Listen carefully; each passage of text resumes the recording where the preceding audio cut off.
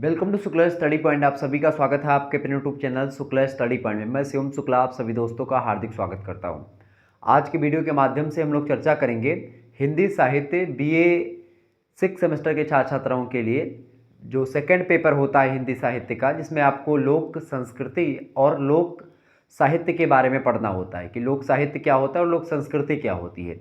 अब लोक साहित्य और लोक संस्कृति ये कहने में तो बड़ा आसान लगता है, कहने में बहुत छोटा सा टर्म है, लेकिन इसको अगर आप डीपली अध्ययन करेंगे, इसको एक बारीकी के साथ अध्ययन करेंगे तो एक ज़बरदस्त टॉपिक होता है ये। ठीक है, तो लोक साहित्य और लोक संस्कृति ये आपके पेपर का नाम है। ठीक है, किसका नाम है भैया? आपका जो सेकंड पेपर है यानी कि द्वितीय प्रश्न पत्र, उसका नाम है। तो आज का जो वीडियो है द्वितीय प्रश्न पत्र यानी पेपर 2 के जो है चैप्टर नंबर 1 यानी इकाई नंबर 1 की बात मैं करूँ, इकाई 1 की मैं बात करूँगा। इकाई 1 में आपको पढ़ना क्या क्या है? लोक साहित्य का सामान्य परिचय आपको जानना है कि आखिरकार लोक साहित्य किसे कहते हैं, लोक साहित्य कितने प्रकार का होता है, लोक साहित्य के अंतर्गत क्या क्या चीज़ें आती हैं, लोक क्या है, साहित्य क्या है, लोक साहित्य की क्या विशेषताएं हैं, लोक साहित्य का क्या स्वरूप है, लोक साहित्य की क्या अवधारणा है। ऐसे तमाम प्रकार के प्रश्न आपसे पूछे जाएंगे।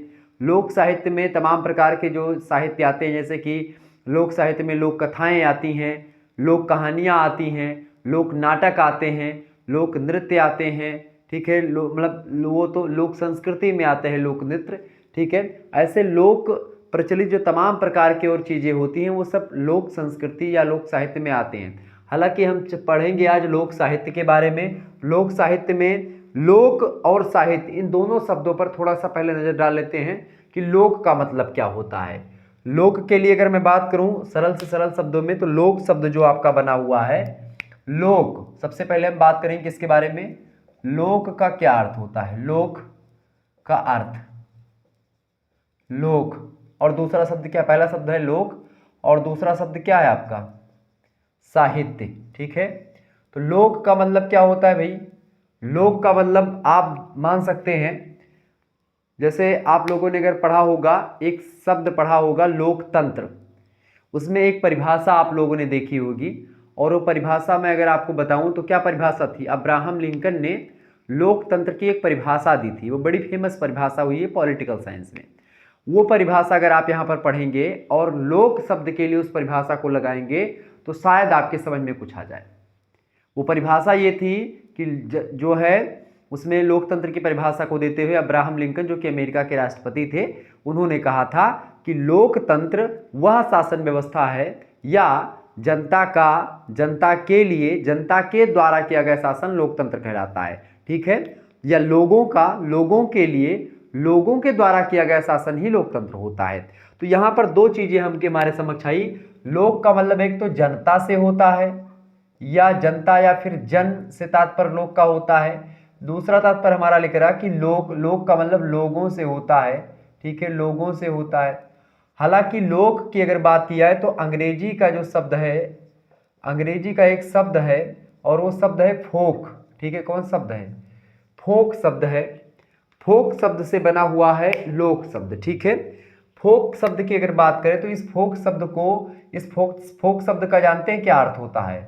इसकी मीनिंग होती है अंग्रेजी में, क्या मीनिंग होती है भैया? फोक का मतलब होता है, अच्छा, फोक शब्द का जो प्रयोग होता है अंग्रेजी में, या पहले जो किया जाता था प्राचीन काल में अंग्रेजों के दौर में, या उनके यहाँ पर, फोक का मतलब अशिक्षित से किया जाता है। किससे भैया?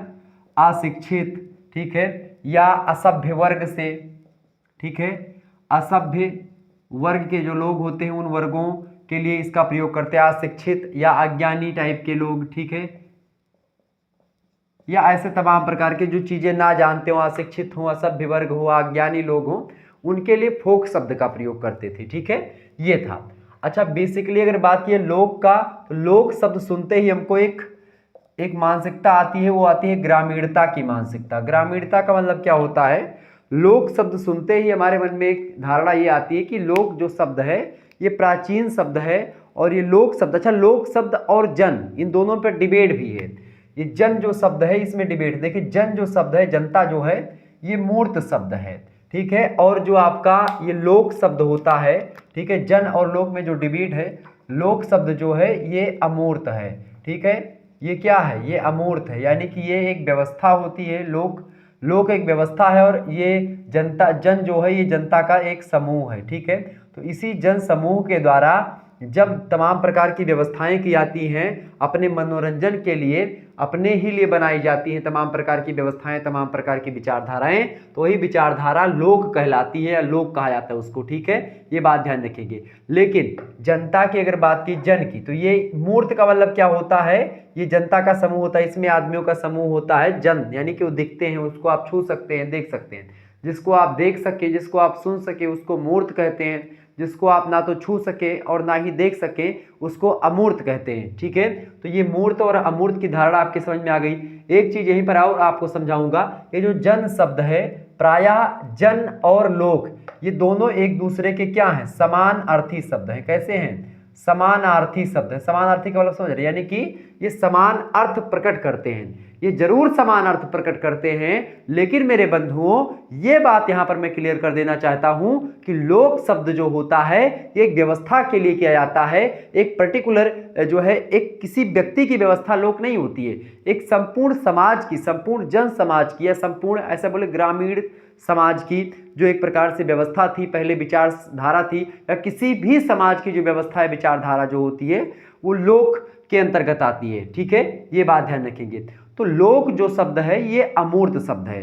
Don't touch and dot see, आप जो है लोक को छू नहीं सकते, ना देख सकते हो, ठीक है। ये बात ध्यान रखिएगा।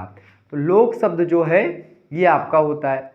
लेकिन जन शब्द की जब हम बात करते हैं तो लोगों का समूह से तात्पर्य होता है। और जन शब्द का प्रयोग आप देखेंगे, अगर इसकी प्राचीनता ये देखें कि लोक शब्द पहले आया कि जन शब्द पहले आया, तो जन शब्द जो है इसकी प्राचीनता के बारे में अगर मैं बताऊं तो जन शब्द जो है लोगों के समूह के लिए किया जाता है। और जन शब्द से एक शब्द और बनता है जनपद। और जनपद शब्द की अगर मैं बात करूं तो आप देखेंगे रामायण में, चाहे वाल्मीकि रामायण की अगर मैं बात करूं, वाल्मीकि रामायण में, इसके अलावा वाल्मीकि रामायण के अलावा आप आगे चल करके जब जो है महाभारत महर्षि वेद व्यास ने लिखा, तो महाभारत में भी आप देखेंगे, महाभारत जो है उसमें भी आपको जनपद या जन शब्द का प्रयोग कई बार आपको मिलेगा, ठीक है। यहाँ तक कि आप आगे चल करके आएंगे तो रामचरितमानस में भी लोक शब्द का प्रयोग कई बार तुलसीदास जी ने किया है।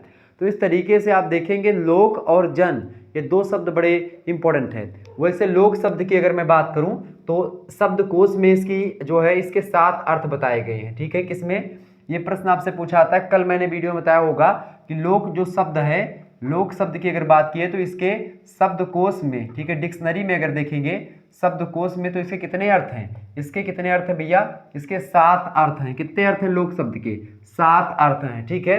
तो ये मैंने आपको यहीं पर बताया था, जो अब्राहम लिंकन की परिभाषा बताई थी वो परिभाषा लोक के लिए इसलिए बताई थी क्योंकि लोक का अर्थ आप ये भी कह सकते हैं लोगों का, लोगों के लिए, लोगों के द्वारा एक प्रकार से जो होता है वही लोक होता है, ठीक है।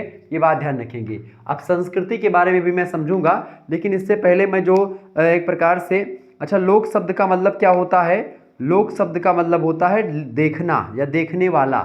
लोक शब्द का मतलब क्या होता है, एक मतलब एक अर्थ इसका क्या होता है, देखने वाला, वैसे तो अगर देखें, ठीक है। लेकिन शब्दकोश में अगर बात की 7 अर्थ बताए गए हैं इसके, मैं अगर आपको बता दूं तो पहला अर्थ होता है लोक का मतलब किसी स्थान से लगाया जाता है, स्थान बोधक, लिख लीजिएगा स्थान बोधक।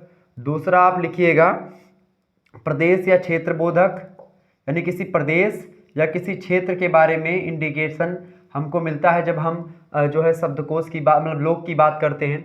तीसरा जो आपका जो हमारे दिमाग में आता है, तीसरा जो शब्दकोश में इसका अर्थ मिलता है वो जन या लोग से मिलता है। किससे, जन या लोग, ठीक है, मैंने आपको बताया था, ठीक है। चौथा आपका किससे मिलता है, चौथा आपका है संसार, लोक का मतलब होता है संसार से भी, ठीक है।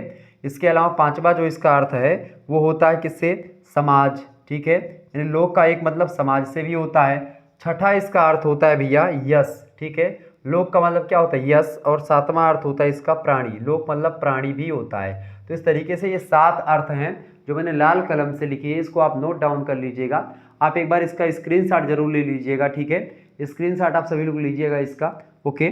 तो ये आपका लोक शब्द है। वैसे पुरुष सूक्त में अगर आप देखेंगे तो लोक शब्द का प्रयोग स्थान और जीव शब्द के अर्थों में व्यक्त किया गया है, ठीक है।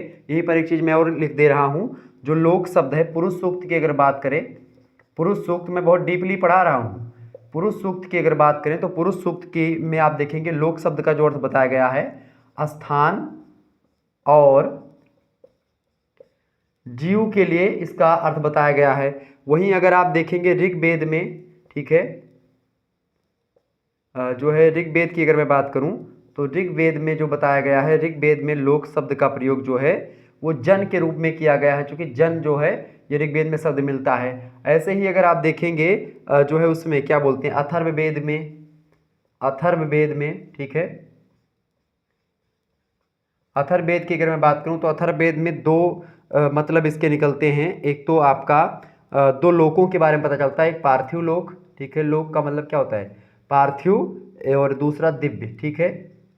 दो लोकों के बारे में, मतलब कि दो लोक के बारे में पता चलता है, एक पार्थिव लोक और एक दिव्य लोक। अथर्ववेद में इस तरीके से लोक के बारे में बताया गया है, ठीक है।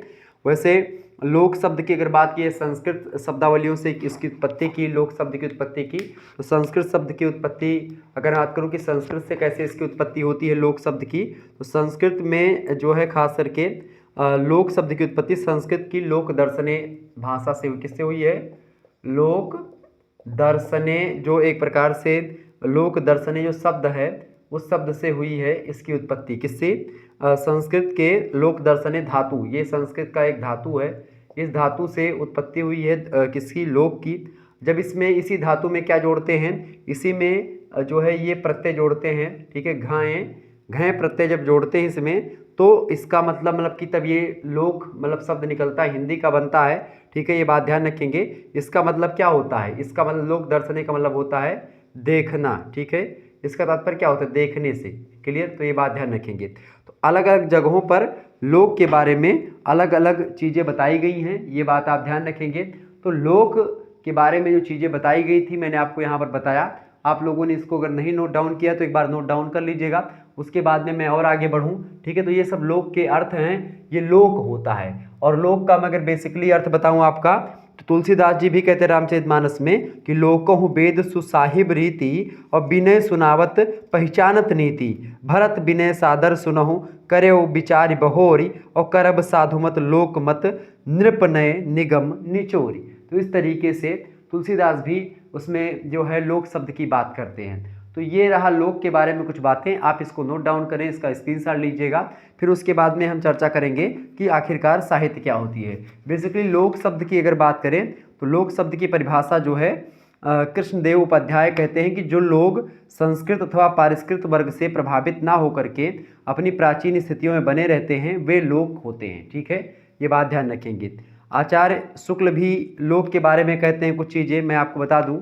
जैसे आचार्य शुक्ल की अगर मैं बात बताऊं तो आचार्य शुक्ल का नाम अगर यहाँ पर आप लिखेंगे, आचार्य शुक्ल दो प्रकार से लोक की बात करते हैं। आचार्य शुक्ल किस दो लोगों की बात करते हैं, पहला तो एक बात वो लोक रंजन की बात करते हैं, लोक रंजन और लोक रंजक, ठीक है, लोक रंजक, ये लोक शब्द का प्रयोग उन्होंने भी किया है। लेकिन ये लोक और ये लोक दोनों एक प्रकार से एक ग्रामीणता, मतलब एक लोगों के लिए इस लोक का प्रयोग किया गया है, ठीक है। साहित्य में उन्होंने बताया चीज़ों को कि ये एक प्रकार से जो आचार्य रामचंद्र शुक्ल कहते हैं कि लोक मंगल और लोक रंजन को श्रेष्ठ काव्य का मापदंड बताते हुए लोक शब्द का प्रयोग इन्होंने कई बार किया है, ऐसे हजारी प्रसाद द्विवेदी, ठीक है।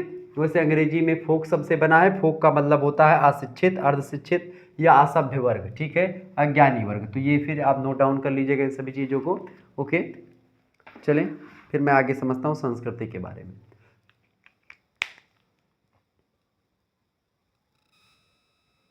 तो चलें अब हम जानते हैं कि आखिरकार लोक तो शब्द हमारा क्लियर हो गया कि लोक जो शब्द है, तो ये क्लियर हो गया कि लोक क्या होता है। अब दूसरा जो शब्द हमारा है वो है संस्कृति, ठीक है, संस्कृति, यही तो है ना, लोक संस्कृति का समान परिचय। संस्कृति क्या होती है, अंग्रेजी में संस्कृति को क्या बोलते हैं, कल्चर बोलते हैं। क्या बोलते हैं भैया, संस्कृति को क्या बोलते हैं अंग्रेजी में, कल्चर बोलते हैं, ठीक है, ओके।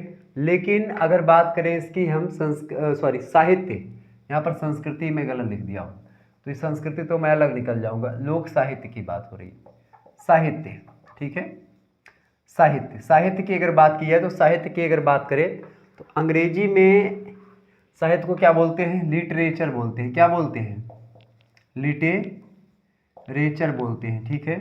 ये लिटरेचर शब्द, ये लिटरेचर शब्द जो बना हुआ है ये लैटिन भाषा का एक शब्द है, लैटिन भाषा का एक शब्द है उससे बना हुआ है, लेटर शब्द से बना हुआ है। और लेटर का मतलब एक पत्र टाइप का जो चीज़ें होती है, यानी कि लिखित रूप से, यानी कि एक लिखित रूप से इसका तात्पर्य हम लेते हैं, लिखित रूप। या तो एक लिटरेचर का मतलब एक लिखित रूप या लिखित चीज़ें। लेकिन केवल लिखित चीज़ों को ही साहित्य नहीं कहते, साहित्य में और भी बहुत सारी चीज़ें होती हैं। साहित्य की अगर मैं बेसिकली एक लाइन में चीज़ें बताऊं तो साहित्य जो होता है, साहित्य समाज का दर्पण होता है। क्या होता है भैया? दर्पण होता है। लिख लीजिएगा सभी लोग, ये टर्म्स बहुत ही इंपॉर्टेंट है। साहित्य समाज का दर्पण है। दर्पण माने क्या होता है? दर्पण माने होते हैं मिरर, यानी कि शीशा। जिस तरीके से आप लोग शीशा देखते हैं, शीशा देखते हैं तो जैसे कि मैं आपके समक्ष या आप शीशे के समक्ष खड़े होते हैं, दर्पण के समक्ष, तो हूबहू आप दिखते हैं। ऐसे ही समाज से साहित्य की झलक या साहित्य से समाज की झलक मिलती है। जब आप साहित्य पढ़ते हैं किसी समाज की, तो वहाँ से क्या मिलता है? साहित्य रूपी दर्पण से समाज दिखता है। ठीक है, यानी समाज को अगर आपको समझना है, किसी भी समाज को अगर आपको समझना है, तो उस समाज को समझने के लिए, उस समाज को समझने के लिए भैया आपको वहाँ के साहित्य को जानना पड़ेगा। यानी कि जैसा समाज होगा वैसा ही साहित्य लिखा जाएगा। ठीक है, जैसे आप देखेंगे जब वीरतापूर्वक चीज़ें हो रही थी तो उस समय तमाम प्रकार के जो लेखक हुए उन्होंने वीरता का वर्णन किया, तमाम शरीरी समाज जैसा था वैसा उन्होंने लिखा। ऐसे ही आप देखेंगे भक्ति काल में तमाम सारे कवियों ने भक्ति परक रचनाएं लिखी, और जब उन लोगों ने भक्ति परक रचनाएं लिखी तो आप देखेंगे कि तमाम प्रकार के जो समाज में चीज़ें, भक्ति आंदोलन चल रहे थे, तो भक्ति जो है युग हो गया, भक्तिकालीन कहा गया। फिर रीतियों की प्रधानता हुई, तमाम प्रकार के ग्रंथ लिखे गए, तो आप देखेंगे वहाँ पर रीतियों की प्रधानता हुई, तो एक प्रकार से वहाँ का समाज जैसा था तो इसी तरीके से समाज का वर्णन साहित्य में होता गया। आधुनिक समाजों में आप देखते हैं जैसा समाज बदलता गया, 1857 की क्रांति होती, वहाँ से आप देखते हैं नवीन परिवेश आता है। 1947 के बाद से आप देखिएगा कविता करने का जो ढंग है वो बदल जाता है। यानी समाज में जैसे जैसे कोई परिवर्तन, जैसे जैसे कोई चेंजमेंट होता है, ठीक उसी प्रकार से साहित्य में परिवर्तन होता रहता है। यानी समाज और साहित्य दोनों एक दूसरे के एक प्रकार से बड़े घनिष्ठ रूप से संबंधित हैं, और एक में परिवर्तन होने से दूसरे में परिवर्तन तय हो जाता है। ठीक है, ये बात ध्यान रखिएगा। तो साहित्य बेसिकली क्या है? समाज का दर्पण है। समाज में परिवर्तन के साथ साथ साहित्य में भी परिवर्तन हो जाता है। ठीक है, ये बात ध्यान रखेंगे। यानी कि देखिए साहित्य जो शब्द है ये साहित्य प्लस या प्लस हित से मिलकर के बना है। किससे किससे मिलकर के बना है भैया? साहित्य शब्द को अगर मैं तोड़ूँ हिंदी में, ठीक है, अगर मैं साहित्य शब्द को तोड़ूँ तो साहित्य, साहित्य प्लस या प्लस हित, इससे मिलकर के बना है, बराबर क्या होगा? साहित्य होगा। ठीक है, अब इसका मतलब जानते हैं क्या होता है? इसका मतलब होता है हित का साथ होना, हित का साथ होना। ठीक है, साहित्य का मतलब क्या होता है? हित का साथ होना। यानी किसके हित की बात हो रही है यहाँ पर? यहाँ पर समाज के हित की बात हो रही है। ठीक है, यानी ऐसा साहित्य लिखा जाए जिसमें किसका हित हो? समाज का हित हो। किसका हित हो? लोगों का हित हो। और लोग कहाँ पर रहते हैं? समाज में रहते हैं। और समाज जो होता है वो क्या है? वो विचारों की व्यवस्था है। समाज क्या है? समाज सामाजिक संबंधों का जाल है। जब सामाजिक संबंधों का जाल है समाज मेरे भाई, तो आप समझ सकते हैं कि मैंने लोक का अर्थ क्या बताया कि जन या एक प्रकार से जनता की जो व्यवस्था या जनता के जो विचार ये सब होते हैं, यानी मूर्त और अमूर्त। ठीक है, लोक और जन ये दोनों शब्द एक प्रकार समानार्थी हैं। तो जब इन दोनों को मिलाएंगे तो क्या बनेगा? लोक साहित्य बनेगा। क्या बनेगा? लोक साहित्य बनेगा भाई। ठीक है, क्या बनेगा? लोक साहित्य बनेगा। ठीक है, ये पॉइंट ध्यान रखेंगे। तो ये हो गया आपका लोक साहित्य। ठीक है, लोक साहित्य की अगर बात की जाए तो ये आपका जो होता है ये पूरा का पूरा शब्द हो गया। ठीक है, लोक साहित्य।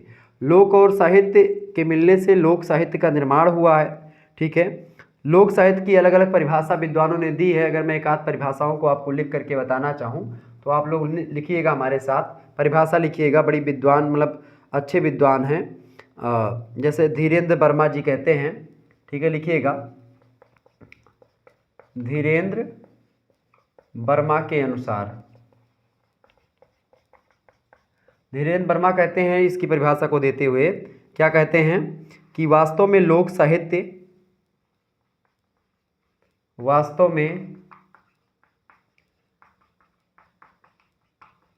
साहित्य मौखिक अभिव्यक्ति है। सबसे पहली बात मैं वैसे आपको पॉइंट टू पॉइंट बता दूं, लोक साहित्य क्या है। सबसे पहली बात, एक मौखिक क्या है, मौखिक अभिव्यक्ति है। मौखिक अभिव्यक्ति का मतलब क्या होता है, यानी कि ये एक प्रकार से लिखा नहीं जाता है, मौखिक तरीके से लोगों ने कह दिया, किसने कहा यह भी नहीं पता होता, लेखक भी इसका ज्ञात होता है। दूसरा पॉइंट, आप विद्वानों को छोड़ ही दीजिए एक मिनट के लिए, पॉइंट टू पॉइंट करके समझिए। विद्वानों को तो हमने समझ लिया होगा, ऑब्जेक्टिव टाइप के प्रश्न में बताऊंगा तो उसमें समझ लूंगा। अभी मैं विद्वानों की परिभाषाओं को आपको पढ़ करके सुना दे रहा हूँ। ज़्यादा मतलब नहीं आपको विद्वानों की परिभाषाओं को रटने का, आपको समझना चाहिए कि आप लोक साहित्य के बारे में क्या जान रहे हैं। सबसे पहली बात, लोक साहित्य जो होता है वो वास्तव में लोक साहित्य मौखिक अभिव्यक्ति होती है। किसकी मौखिक अभिव्यक्ति होती है? लोगों की मौखिक अभिव्यक्ति होती है, जनसमूह की मौखिक अभिव्यक्ति होती है। इसको किसने लिखा ये भी नहीं पता होता। यानी दूसरा, पहला पॉइंट ये है मौखिक अभिव्यक्ति। दूसरा पॉइंट ये है कि इसका जो लेखक होता है वो एक प्रकार से जन सामान्य या लेखक जो होता है, या इसे सामान्य लोग समूह अपनी मानता है और इसमें लोक मानस प्रतिबिंबित होता है, मतलब लोगों के बारे में होता है। ये चीज़ ध्यान रखेंगे। लेकिन जो मैं आपको बताने जा रहा हूँ वो बताने जा रहा हूँ कि इसका जो लेखक होता है उसका भी पता नहीं होता है। ठीक है, यानी लेखक का पता नहीं होता, क्योंकि जब मौखिक होता है किसने कहा तो ये। अब इसमें तमाम प्रकार के मुहावरे भी हो सकते हैं। जैसे मुहावरे बहुत सारे लोगों ने कह दिया, कोई मुहावरा बना लिया, कोई लोकोक्ति बना ली। ठीक है, कई तमाम प्रकार के जो है चीज़ें कही सुनी जाती हैं, तो वो सब एक प्रकार से ये आ जाते हैं, लेखक का इसमें पता नहीं होता है। इसके अलावा और भी तमाम प्रकार की चीज़ें होती हैं। ठीक है, जैसे कि अगर मैं आपको और समझाने का प्रयास करूं तो ये जो आपका लोक साहित्य होता है ये आदिम मानस के अवशेष उपलब्ध होने चाहिए इसमें, ये भी किसी विद्वान ने बताया है। आचार विचार रीति रिवाज हर्ष विषाद सारी चीज़ें इसमें होनी चाहिए। जन साहित्य या लोक साहित्य उन समस्त परंपराओं, मौखिक तथा लिखित रचनाओं का समूह है जो किसी एक व्यक्ति या अनेक व्यक्तियों के द्वारा निर्मित हुआ है। ठीक है, इसके अलावा परंतु उसे समस्त जन समुदाय अपना मानता हो। इस साहित्य में किसी जाति, समाज या क्षेत्र में रहने वाले सामान्य लोगों की परंपराएं, आचार विचार, रीति रिवाज, हर्ष विषाद ये सब समाहित होने चाहिए। डॉक्टर त्रिलोचन पांडे परिभाषा देते हैं लोक साहित्य की। आचार्य हजारी प्रसाद द्विवेदी कहते हैं कि ऐसा मान लिया जा सकता है कि जो चीज़ें लोक चित्त से सीधे उत्पन्न होकर के सर्वसाधारण को आंदोलित, चलित और प्रभावित करती हैं, वे लोक साहित्य, लोक शिल्प, लोक नाट्य, लोक कथानक आदि नामों से पुकारी जा सकती हैं। कुल मिलाकर के द्विवेदी जी ने जो लोकचित्त शब्द का प्रयोग किया, लोकचित्त से द्विवेदी जी का मतलब है परंपरा, परिस्थिति और बौद्धिक विवेचनापरक शास्त्रों और ऊपर की गई टीका टिप्पणियों के साहित्य से अपरिचित जनशक्ति या बुद्धि से। यानी कि लोक साहित्य जो होता है लोगों के दिमाग में, लोगों के मन में क्या चल रहा होता है उस विशेष परिस्थिति में। लोक साहित्य से तात्पर्य प्राचीनता से हम लगाते हैं। प्राचीनता का मतलब ये कि लोक साहित्य जो है वो जाहिर सी बात है कि पुराने समाज की जो कथाएं, प्रथाएं, कहानियां, नाटक, किंवदंतियाँ, मुहावरे, लोकोक्तियाँ रही हैं जो एक जन समुदाय या एक समाज में बोली कही सुनी जाती हैं। ठीक है, लोग अपने मनोरंजन के लिए चाहे बोलते हैं, शादी ब्याह में चाहे गाना वाना गाते हैं, वो सब आपकी लोक साहित्य के अंतर्गत आप रख सकते हैं। ठीक है, ये होता है लोक साहित्य। तो इसके बारे में आप समझ गए होंगे। वैसे लोक साहित्य की अगर बात करें तो लोक साहित्य में किसी व्यक्ति विशेष को नहीं अपितु संपूर्ण विश्व के कल्याण की भावना निहित होनी चाहिए या होती है, सबसे पहली बात। दूसरी बात ये नोट डाउन करिएगा कि लोक साहित्य समस्त मानव जाति की विरासत है। क्या है? देखिए यहीं पर पॉइंट टू पॉइंट्स, लोक साहित्य जो है ये समस्त मानव जाति की विरासत है।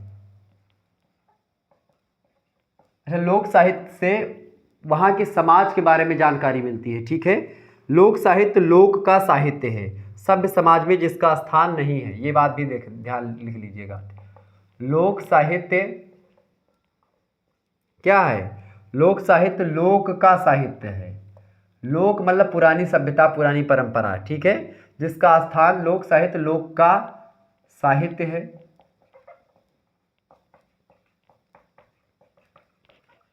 जिसका स्थान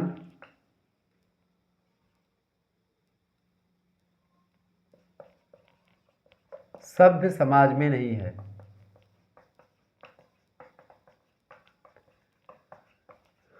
सभ्य समाजों में लोक का स्थान नहीं। आजकल आप लोक साहित्य क्या आज लिखे जाते हैं? नहीं लिखे जाते हैं। आजकल तो एक भाषा हिंदी हो गई, मतलब हिंदी में सारी चीज़ें लिखी जा रही। पहले बोलियां होती थी, बोलियों में लोक साहित्य होते थे, मतलब कि कुछ पर्टिकुलर एरिया होती है, उस एरिया में तमाम प्रकार की चीज़ें वहीं केवल निकली हैं और वहीं रह जाती हैं, ठीक है, वो होती हैं लोक की चीज़ें, ठीक है। तो ये चीज़ें होती हैं। यह जंगली जातियों का साहित्य है। कुछ लोगों ने कहा कि क्या लोक साहित्य जो है ये क्या है भाई? ये जंगली साहित्य है। ये बात ध्यान रखेंगे। लोक साहित्य क्या है? यह जंगली जातियों का साहित्य है। नोट कर करिएगा, यह जंगली जातियों का साहित्य है, अर्थात उन लोगों के साहित्य से जो आदिम मनोवृत्तियों से युक्त हैं, ठीक है, आदिम मनोवृत्तियों से जो युक्त हैं, पुराने मनोवृत्तियों से युक्त हैं, उनका साहित्य है लोक साहित्य। लोक साहित्य संपूर्ण संसार के राग विराग, हर्ष विषाद, जीवन मरण की सहज तथा सरस अभिव्यक्ति है, और यह सर्वव्यापी साहित्य है। उससे अधिक राष्ट्रव्यापी तथा कहीं अधिक अंतर्राष्ट्रीय भी धीरे धीरे हो रहा है। लोक साहित्य ग्राम्य साहित्य है, ये भी लिख सकते हैं। क्या है? लोक साहित्य ग्राम्य साहित्य है। कैसा साहित्य है? ग्राम्य साहित्य है। इस पर साहित्य पर संपूर्ण जनमानस का अधिकार है, ठीक है। लोक साहित्य पर किसका अधिकार है? लोक साहित्य पर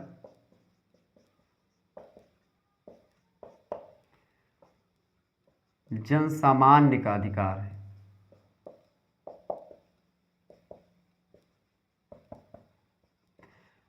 जन सामान्य का मतलब सभी का अधिकार है।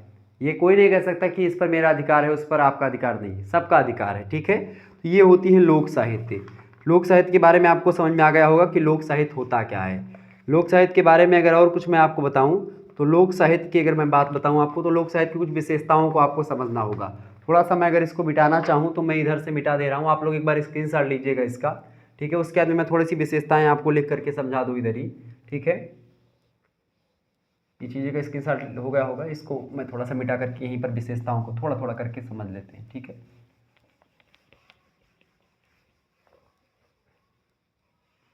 ज़्यादा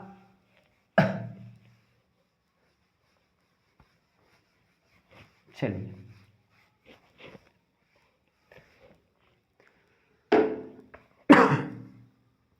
देखिए, लिखेंगे लोक साहित्य की विशेषताएं।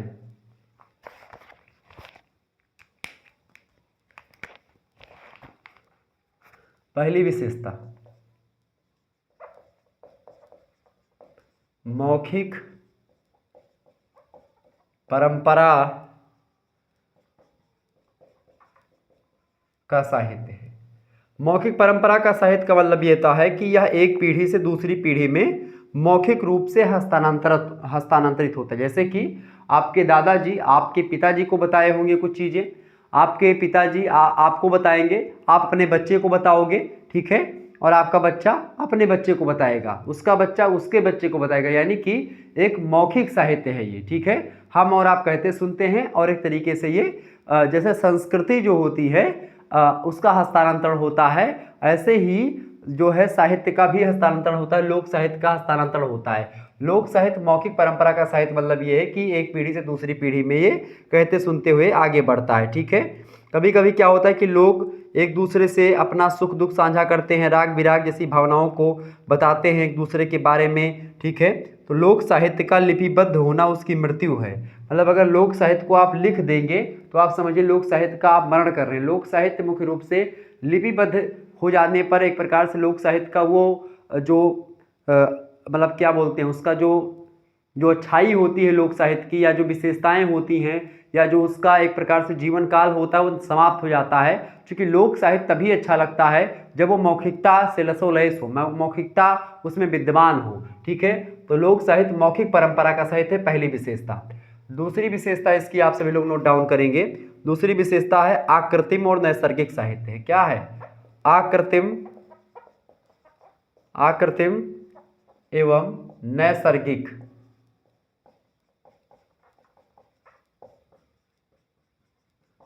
आकृतिम मतलब कि जानबूझ करके इसको बनाया नहीं गया है, नैसर्गिक मतलब प्राकृतिक है, खुद से बना है।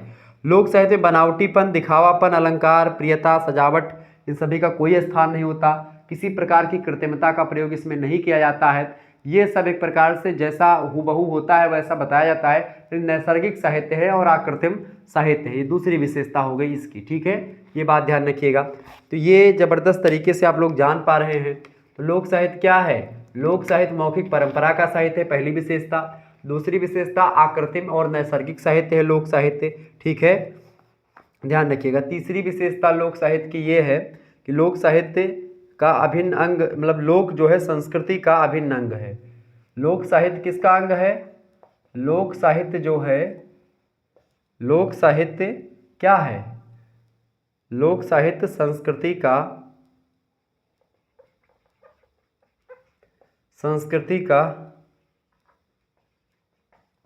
अभिन्न अंग है, यानी कि कल्चर का अभिन्न अंग है लोक साहित्य या लोक संस्कृति, मतलब लोक संस्कृति का अभिन्न अंग है, ठीक है। लोक साहित्य संस्कृति का अभिन्न अंग है। लोक साहित्य लोक संस्कृति का अभिन्न अंग इसलिए है क्योंकि संस्कृति एक ऐसी जीवन प्रणाली जो प्राकृतिक और अर्जित संस्कारों के द्वारा मानव के अंदर की सभी क्षमताओं को जागृत करती है। मैंने एक टर्म आपको बताया होगा, एक शब्द मैंने बताया कि संस्कृति का हस्तांतरण होता है। तो इस तरीके से संस्कृति दो प्रकार की होती है, एक होती है भौतिक संस्कृति और एक होती है अभौतिक संस्कृति। भौतिक संस्कृतियों को आप देख और सुन पाते हैं, लेकिन अभौतिक संस्कृति को आप देख सुन नहीं पाते। जैसे आपके विचार, आपके व्यवहार, आपके मन में जो तमाम प्रकार के इमोशंस हैं वो होते हैं आपके अभौतिक संस्कृतियाँ। भौतिक संस्कृति में जैसे मार्कर है, ये आपकी जो है भौतिक संस्कृति है, टेबल है, कुर्सी है, मेज है, ठीक है, तमाम प्रकार की चीज़ें आपके, ये जो पंखा हो गया आपका, तो मतलब ये सब जो चीज़ें होती हैं आसपास की जो आपको दिखती हैं, ठीक है, जिसको आप छू सकते हैं, वो होती हैं भौतिक संस्कृति। जिसको आप छू नहीं सकते हैं, ना उसको आप देख सकते, केवल महसूस कर सकते हैं, वो होती हैं अभौतिक संस्कृतियाँ। तो ऐसे ही आपका ये जो लोक संस्कृति है, मतलब लोक साहित्य जो है, ये उसी संस्कृति का एक अंग है। और ये क्या है? ये आपका ना तो दिखता है और ना ही, मतलब लोक साहित्य जो है वो संस्कृति का अंग है और वो अभौतिक संस्कृति का अंग है, ये बात ध्यान रखेंगे, ठीक है। चौथी विशेषता आप लोग लिख लीजिएगा। चौथी विशेषता निरंतर परिवर्तनशील। निरंतर परिवर्तनशील। लोक साहित्य निरंतर परिवर्तनशील रहता है।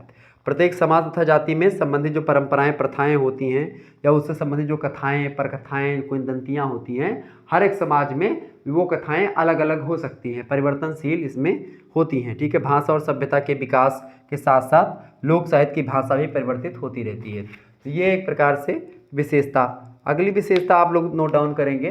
जो पांचवी विशेषता है वो लोक साहित्य की कौन सी विशेषता है? लोक साहित्य की अगली विशेषता है साहित्य शास्त्र के अनुशासन से रहित है ये, ठीक है। लोक साहित्य क्या है? साहित्य शास्त्र मतलब कि काव्य शास्त्रीय नियमों से बंधा हो, काव्य शास्त्र या साहित्य शास्त्र के अनुशासन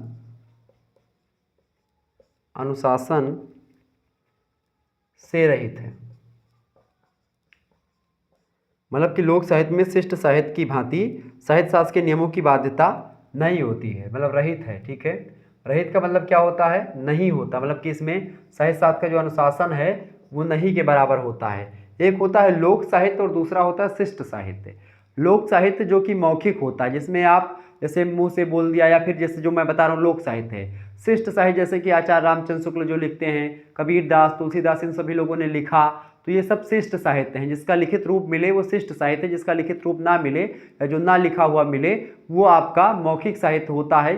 तो जो आपका लोक साहित्य है वो मौखिक साहित्य है, जबकि आपका जो शिष्ट साहित्य है वो लिखित साहित्य जो होता है वो होता है। लिखित साहित्य के लिए जो एक प्रकार से काव्य शास्त्र के नियम है, साहित्य शास्त्र के नियम है, रस छंद अलंकार वाले जो नियम है, लक्षण और ये तमाम प्रकार की चीज़ें जो होती हैं, काव्य हेतु, काव्य प्रयोजन, काव्य का क्या फलाना धमाका, जो मैंने आपको पढ़ाया था सारी चीज़ें, तो साहित्य शास्त्र और आलोचना, हिंदी आलोचना में 5th सेमेस्टर में, तो वो सब जो नियम कायदे उसमें मैंने बताए थे, काव्य हेतु, काव्य प्रयोजन, ठीक है, काव्य का क्या उद्देश्य हो, उन सभी का झंझट होता है शिष्ट साहित्य में, जबकि लोक साहित्य में ऐसा कोई झंझट नहीं होता है, यानी कि साहित्य शास्त्र के अनुशासन से रहित होता है, उससे मुक्त होता है, ठीक है, ये बात ध्यान रखेंगे।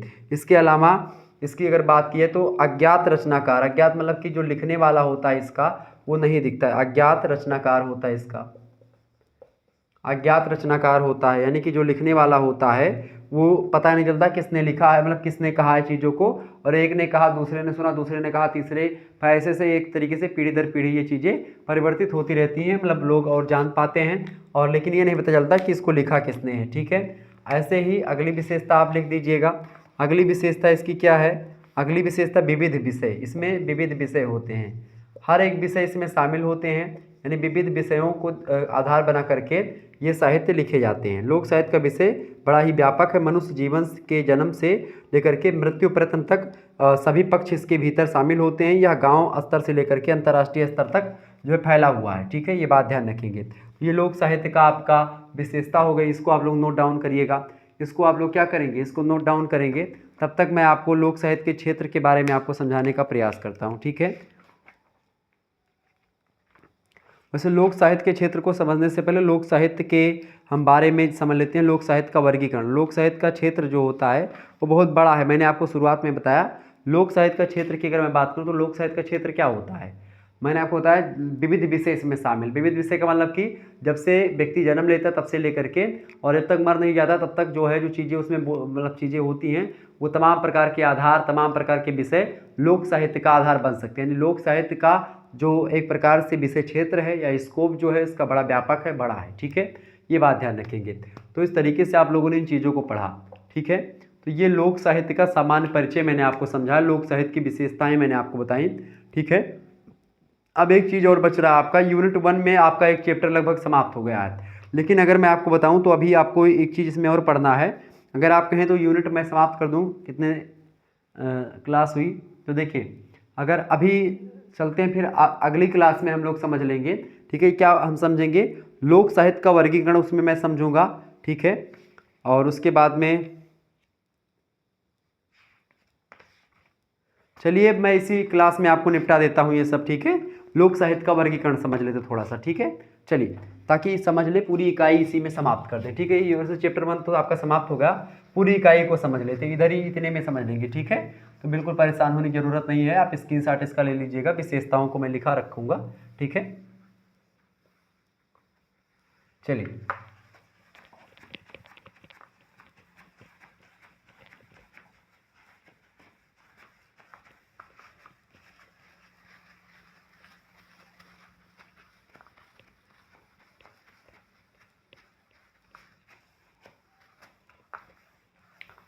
ज़्यादा और बड़ी क्लास नहीं होगी, बस थोड़ा सा आपका बचा हुआ है ये दूसरा चैप्टर, तो उसको मैं समझा दे रहा हूँ इसी में, यानी कि यूनिट नंबर 1 समाप्त हो जाएगा।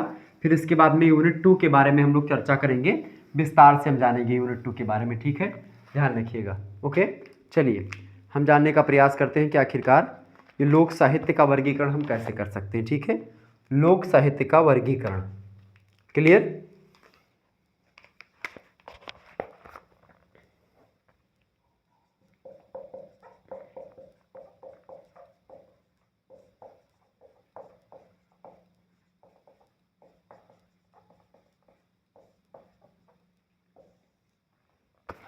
लोक साहित्य का वर्गीकरण, लोक साहित्य की अगर बात करें तो लोक साहित्य को मुख्य रूप से कई भागों में हम बांट सकते हैं। अगर मैं आपको बताऊं तो पहला आपका होता है लोकगीत, ठीक है। लोकगीत की अगर मैं बात करूं तो लोकगीत आप देखे हैं भारत में प्राचीन काल से लोकगीतों की परंपरा रही है। लोकगीत आप देखते हैं बहुत सारे लोकगीत हुए हैं, जैसे कि आप देखेंगे हर एक क्षेत्र में लोकगीत होते हैं।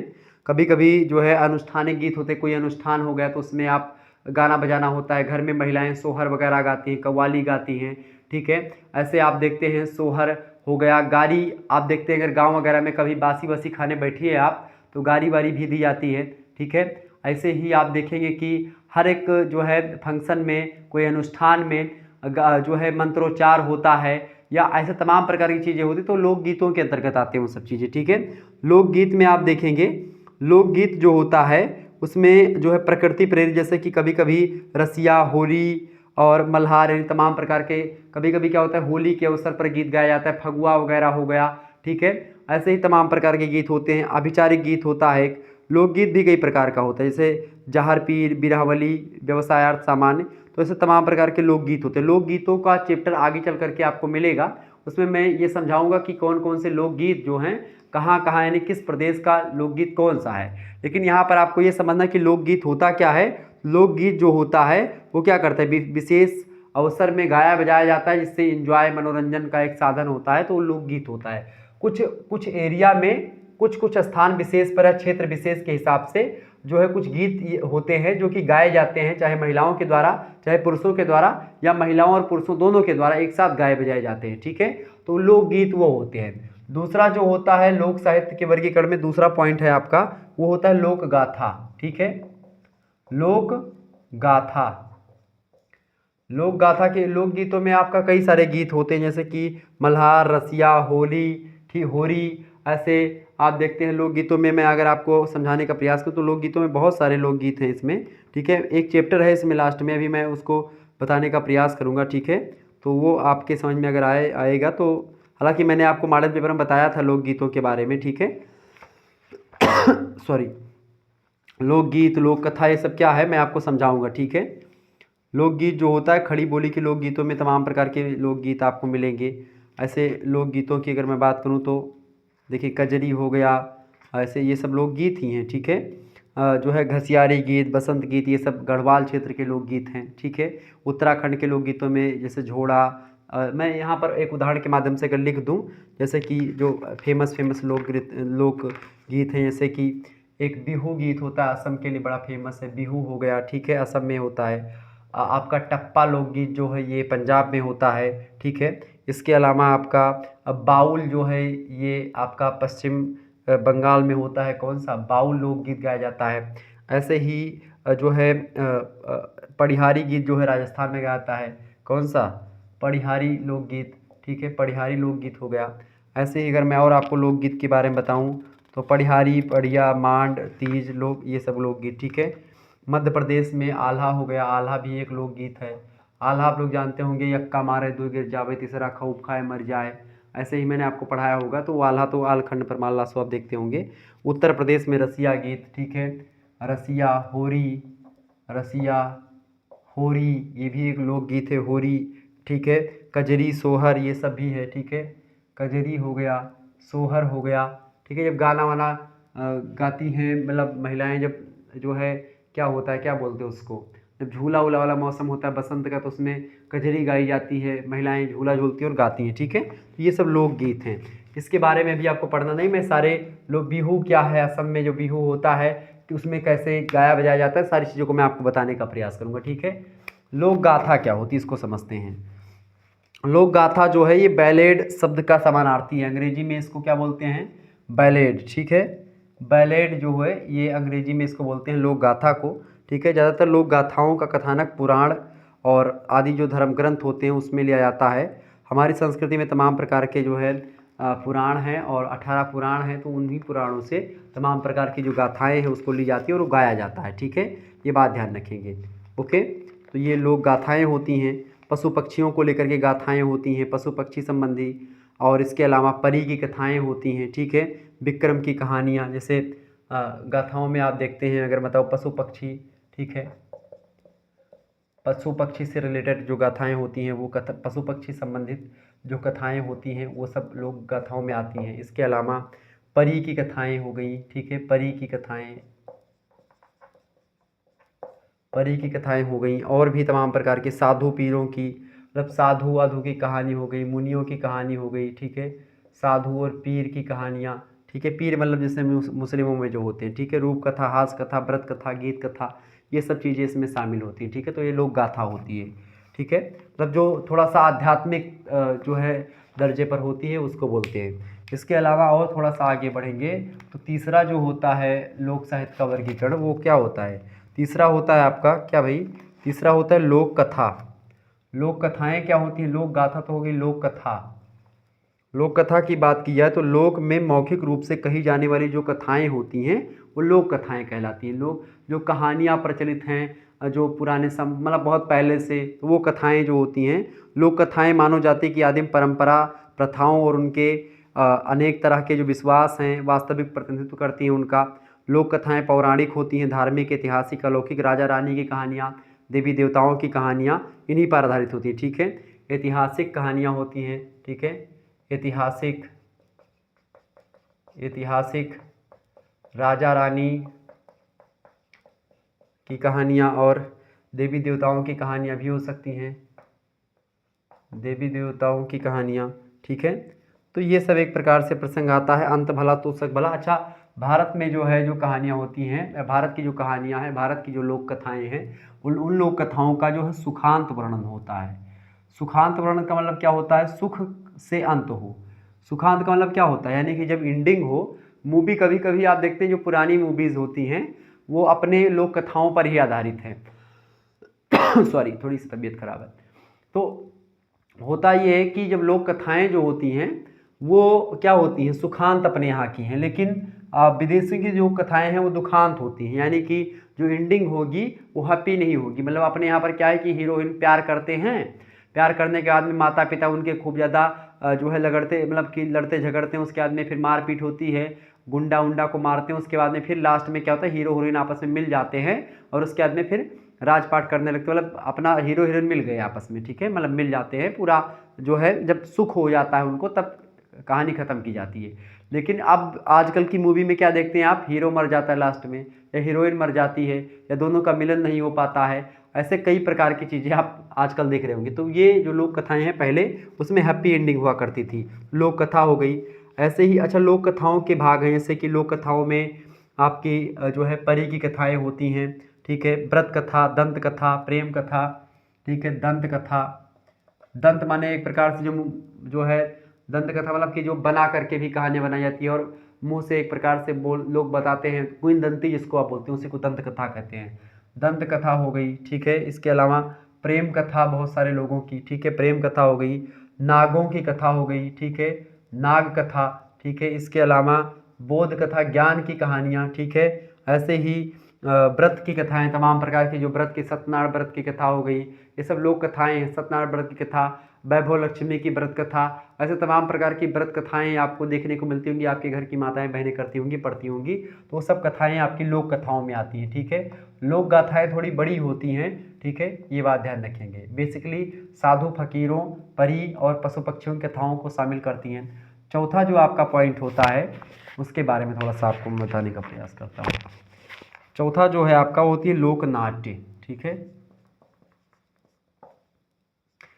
नाट्य, नाटक जो होते हैं उसी को लोक नाट्य कहते हैं। ठीक है, नाट्य रूप में कथोपकथन के माध्यम से किसी कथा वस्तु को प्रस्तुत किया जाता है, उसे लोक नाट्य कहते हैं। डॉक्टर दशरथ ओझा कहते हैं कि हिंदी नाट्य परंपरा का मूल स्रोत यह जन नाटक ही है जो स्वांग आदि के नाम से पहले जाना जाता था। पहले स्वांग बोलते थे इसको। ठीक है, लोक नाट्य को दशरथ ओझा कहते हैं। तो इस तरीके से ये लोक नाट्य होते हैं। लोक नाट्य में जैसे कि आजकल जो रामलीला होता है वो लोक नाटक है। ठीक है, रामलीला हो गया। ठीक है, स्वांग जो पहले होता था स्वांग, वो भी लोक नाट्य के अंतर्गत आता है। यक्षगान, यक्षगान हो गया। ठीक है, भवाई हो गया, नोट डाउन कर लेंगे, भवाई। तमाशा हो गया। ठीक है, नौटंकी, आजकल आप लोग अगर देख रहे होंगे उत्तर प्रदेश से होंगे, नौटंकी बड़ा फेमस होता है, नौटंकी। कथकली, कथकली हो गया। ठीक है, ऐसे जात्रा, ख्याल, माच। ठीक है, तो ये सब क्या है? लोक नाट्य हैं। ध्यान रखिएगा, नोट डाउन करते रहिए सभी को। तो ये इसकी विशेषता, मतलब कि लोक साहित्य का वर्गीकरण मैं कर रहा हूँ। पांचवा जो इसका वर्गीकरण में आप कर सकते हैं, ठीक है, लोक नाट्य के बाद में मुहावरे, मुहावरा, लोकोक्ति और पहेली। ठीक है, मुहावरे की अगर मैं बात करूं तो मुहावरा आप अभी सभी लोग अगर ना जानते हो तो जान लीजिएगा। मुहावरों के बारे में अगर मैं आपको बताऊं तो मुहावरे, लोकोक्तियां और ये सभी अलग अलग अपने आप में होती हैं। ठीक है,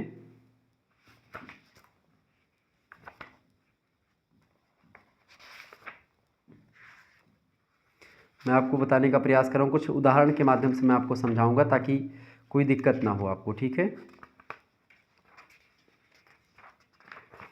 देखिए मुहावरों की अगर मैं बात करूं, देखिए मुहावरे जानते हैं क्या होता है।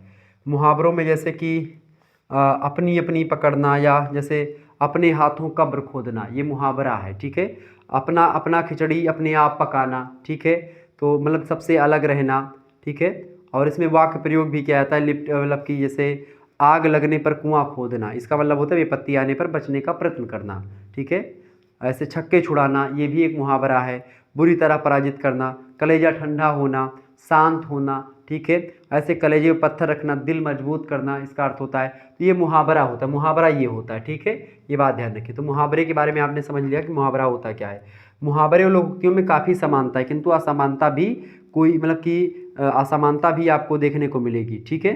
तो दोनों ही समान रूप से लोकप्रिय और लोक प्रचलित होते हैं, लेकिन फिर भी आपको बता दूं लोकोक्ति जो होती है संपूर्ण वाक्य होता है, जबकि मुहावरा वाक्य का एक अंश होता है। मुहावरा छोटा होता है, जैसे होश उड़ जाना एक मुहावरा है, जबकि बकरे की माँ कब तक खैर मनाएगी ये लोकोक्ति है, क्योंकि वो पूरा वाक्य होता है और वाक्य का एक छोटा सा अंश होता है मुहावरा, यानी मुहावरा छोटा होता है और जो ये लोकोक्ति होती है वो बड़ी होती है, ठीक है। तो मुहावरे, लोकोक्तियाँ, ठीक है। और क्या है, और आपका क्या है, लोकोक्तियाँ, मुहावरे और पहेलियाँ, ठीक है। तो लोकोक्ति की अगर बात की जाए तो ये मुहावरे हो गए। दूसरा होता है पहेली। पहेली की अगर मैं बात करूं तो पहेली जो बुझाने वाली होती है, पहले दादा दादाजी आपके बुझाते होंगे तमाम प्रकार के किस्सा। जैसे मैं आपको अगर एक आध पहेली बताऊं, पहेली जो होती है भारत में जन सम्मान के मनोरंजन के लिए एक मतलब दूसरे का IQ लेवल चेक करने के लिए लोग बोलते थे, ठीक है। तमाम प्रकार के पहेलियों के बारे में डॉक्टर कृष्णदेव उपाध्याय उसको 7 भागों में बांटते हैं। जैसे कि अगर मैं आपको बताऊं पहेलियों के बारे में, तो जैसे कि लाख कहे लागे नहीं, बरजत लागे बार, और कोई पहेली एक में दीजो चतुर बताए, या बताएं क्या होता है, ऊँट होता है। ऐसे एक डिब्बे में 32 दाना, बुझने वाला बड़ा सयाना।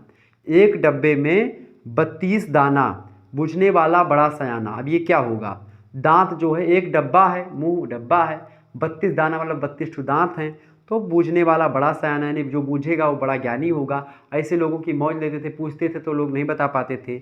ऐसे 20 का सिर काट दिया, ना मारा ना खून किया। 20 का सिर काट दिया, ना मारा ना खून गिरा।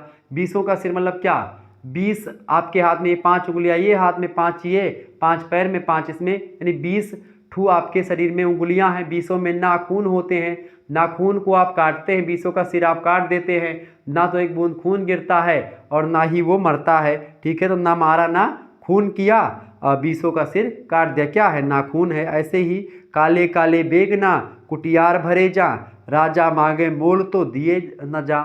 यानी कि काले काले बेगना, कुटियार भरे जा, मतलब आंखें जो होती हैं वो है। राजा मांगे मोल तो दिए न जा, कोई आंखों को मांगेगा, आंसू को तो क्या दे पाएंगे, तो आंख होती है वो, ठीक है। तो इस तरीके से ये पहेलियाँ होती हैं। और जो अगला आपका होता है वो होता है मुहावरा, वो सॉरी लोकोक्ति। लोकोक्ति की अगर मैं बात करूँ तो लोकोक्तियाँ बताएं अगर मैं आपको क्या होती हैं। लोकोक्तियों के बारे में अगर आप ना जानते हों तो जान लीजिएगा।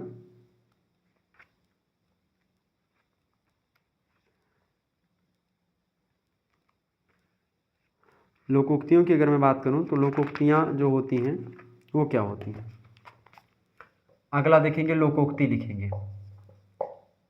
जो लोक उक्ति मतलब ये एक पूरा का पूरा वाक्य होता है, और मुहावरे जो होते हैं छोटे होते हैं, लोकोक्तियाँ जो होती हैं ये पूरी होती हैं, ठीक है। ये बात ध्यान रखेंगे। तो इस तरीके से आप लोग जो है लोकोक्तियों के बारे में आप लोग, लोकोक्तियों की अगर बात की है तो इसमें लोकप्रियता होती है, लोगों इसको कहते हैं। तो मुहावरे, पहेली और लोकोक्ति ये सब भी लोक साहित्य के अंतर्गत आते हैं। तो इस तरीके से लोक साहित्य के अंतर्गत आप लोगों ने बहुत सारी चीज़ों को समझ लिया, ठीक है।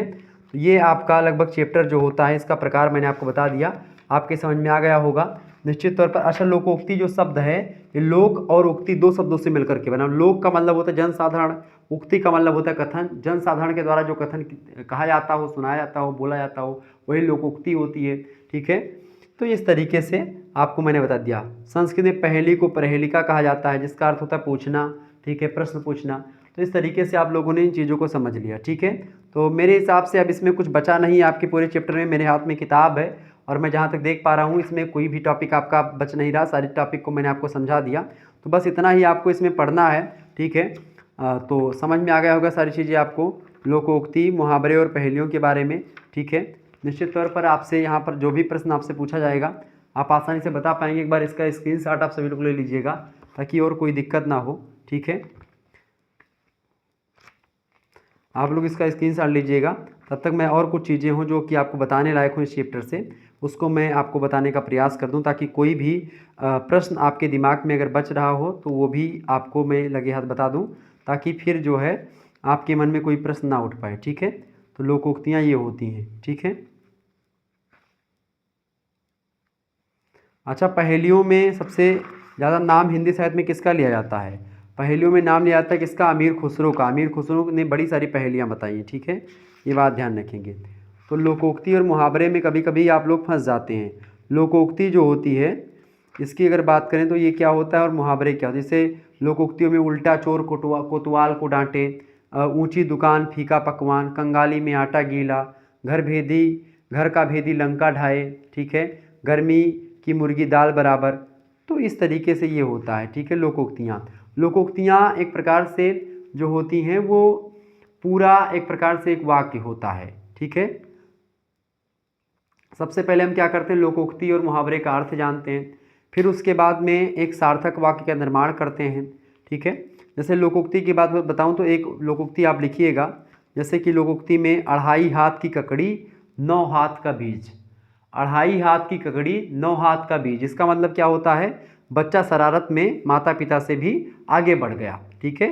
दूसरी लोकोक्ति लिखिएगा, अब पछताए होत क्या जब चिड़िया चुग गई खेत। ये पूरा वाक्य है, ठीक है। इसका अर्थ केवल पहले से सावधानी नहीं बरती तो काम बिगड़ जाने के बाद पछताना व्यर्थ है, ठीक है। ऐसे ही आप जो है पढ़ते होंगे या पढ़े होंगे कि कहीं का ईंट कहीं का रोड़ा, भानुमती ने कुनवा जोड़ा। मतलब कि कहीं की बात कहीं पर चिपकाना, कहीं कोई बात चल रही है आप दूसरी बात बीच में ठोक दें ला करके, तो वो चीज़, ठीक है। ऐसे ही जो है 900 चूहा खा के जो है बिलार चली हज को, ठीक है। या तो 900 चूहा खाकर बिलार चली हज को, इसका मतलब क्या होता है जानते हैं, इसका अर्थ मतलब दूसरा हो गया, लेकिन इसका जो अर्थ है ये एक लोकोक्ति है, ठीक है। कि भाई 900 चूहा खाकर के यानी बहुत सारे गलत कर्म करके आप अब चले हैं एक प्रकार से हज करने, मतलब कि अच्छा काम करने, ठीक है। या आप भक्त बने हैं बहुत ज़्यादा, पहले आपने बहुत पाप किया उसके बाद में आप चले हैं अपना एक प्रकार से अच्छा काम करने, पुण्य करने, तो ये सब जो है वो होती है। ऐसे ही का बरखा जब कृषि सुखाने, समय चुकी पुनिका पछताने। लोकोक्ति का मतलब होता है एक बड़ा यानी पूरा का पूरा वाक्य, और जो मुहावरा होता है ये होता है एक अंश, छोटा सा एक अंश होता है मुहावरा। तो मुहावरा और लोकोक्ति आपके समझ में आ गया होगा।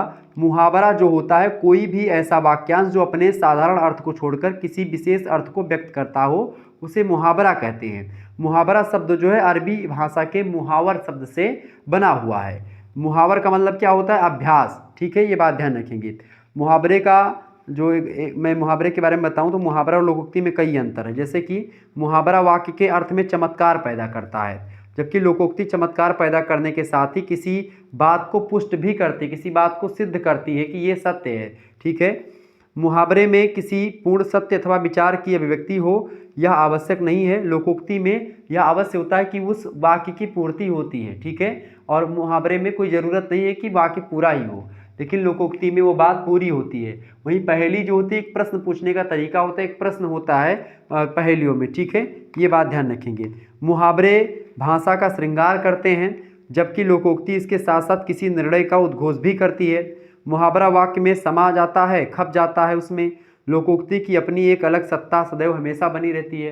मतलब लोकोक्ति जो है वो अपनी एक प्रकार से अलग पहचान बना करके रखता है, मुहावरा वाक्य में छिप जाता है, लेकिन लोकोक्तियाँ अलग अपने आप में एक वाक्य होती हैं, ठीक है। यानी कि लोकोक्ति एक वाक्य होता है और उसी वाक्य का एक अंश होता है मुहावरा, यानी मुहावरा वाक्यांश है, वाक्य का एक अंश है, सेंटेंस का एक अंश है, जबकि जो लोकोक्तियाँ होती हैं वो पूरा का पूरा सेंटेंस होती हैं, पूरा का पूरा वाक्य होती हैं, ठीक है, ये बात ध्यान रखेंगे।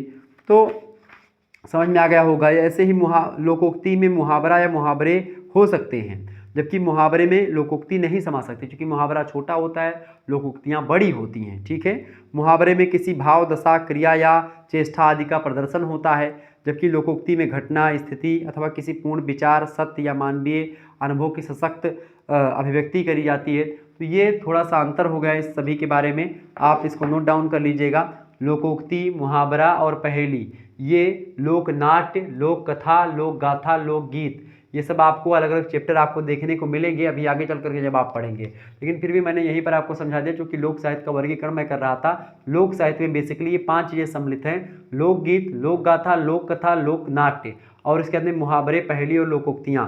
कुछ विद्वान और भी चीज़ों को शामिल करते हैं, जैसे कि जो तमाम प्रकार के जो व्रत वगैरह होते हैं, तमाम प्रकार के श्लोक वगैरह जो कहे जाते हैं, ठीक है, व्रत कथाएं वगैरह, ये सब इसी में शामिल मैंने कर दिया। व्रत कथाएं, लोकोक्तियाँ, जो महिलाएं व्रत रहती हैं, ठीक है, उसकी कथाएं कहती सुनती हैं एक दूसरे से। आजकल तो दुरदुरिया, अगर आपको पता हो कि जो महिलाएं होती हैं माता रानी कैसे दुरदुरिया चबवाती है एक शादी ब्याह से पहले, अगर आप लोग ना जानते हो उसको, तो या हमारे यहाँ गोंडा की भाषा में, हमारी मम्मी हमारे भैया की शादी थी तो कम से कम 10-12 बार तो दुरदुरिया चबवाई होंगी माता रानी के मतलब माता रानी के उसके मतलब प्रणाम में कि कोई गलती हो तो माता रानी क्षमा करना होता है। घर की महिलाएं अपनी अपनी पूजा करती हैं, तो वो सब भी आपका लोक साहित्य के अंतर्गत ही आता है। ठीक है, ये बात ध्यान रखिएगा। इसके अलावा तो लोक साहित्य का समान परिचय आज आप लोगों ने जान लिया।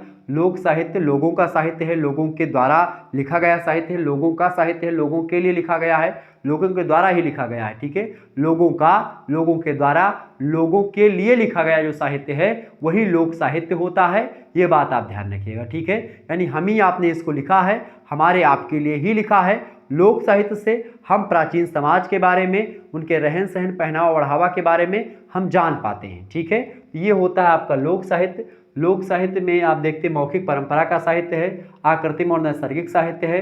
लोक साहित्य संस्कृति का अभिन्न अंग होता है, निरंतर परिवर्तनशील होता है। लोक साहित्य साहित्य शास्त्र के अनुशासन से रहित होता है। अज्ञान रचनाकार होते हैं, इसके रचनाकार का पता नहीं होता किसने लिखा है। विविध विषय इसमें समाहित होता है, यानी कि इसका विषय क्षेत्र बड़ा ही व्यापक है। तो इस तरीके से आप लोगों ने बहुत सारी चीज़ों को समझ लिया। एक बार इसका भी आप लोग स्क्रीनशॉट ले लीजिएगा ताकि आप समझ पाएँ इसको। ठीक है, और फिर मैं मिलूँगा नेक्स्ट वीडियो में। तब तक के लिए मतलब यूनिट नंबर 1 आपका समाप्त हो गया है। यूनिट नंबर 1 की बात करें तो उसके बाद में हम यूनिट नंबर 2 के बारे में चर्चा करेंगे, और वहाँ से बनने वाली चीज़ों को मतलब प्रश्न जो होंगे उसके बारे में आपको चर्चा करूँगा। और यूनिट नंबर अगर मैं आपको बताऊँ 2 जो है आपका यूनिट नंबर 2, उसकी बात की तो लोक साहित्य और शिष्ट साहित्य आपको यूनिट नंबर 2 में क्या पढ़ना है? लोक साहित्य और शिष्ट साहित्य का पारस्परिक संबंध, और लोक साहित्य और शिष्ट साहित्य के बीच में क्या अंतर है और क्या संबंध है। लोक साहित्य क्या है, शिष्ट साहित्य। तो लोक साहित्य आप समझ गए क्या है, उसमें हम समझेंगे कि शिष्ट साहित्य क्या होता है और दोनों के बीच में क्या संबंध है, शिष्ट साहित्य और लोक साहित्य में, और क्या डिफरेंस है। दोनों को मैं समझूंगा यूनिट नंबर 2 में, यानी कि अगली वीडियो में, नेक्स्ट क्लास में। ठीक है, धन्यवाद, मिलते हैं फिर नेक्स्ट वीडियो में। तब तक के लिए जय हिंद, जय भारत। आप सभी का बहुत बहुत धन्यवाद। हमारे साथ जुड़ने के लिए इसी प्रकार से अपना प्यार हमेशा बनाए रखेंगे। Good night, all of you, बहुत बहुत धन्यवाद।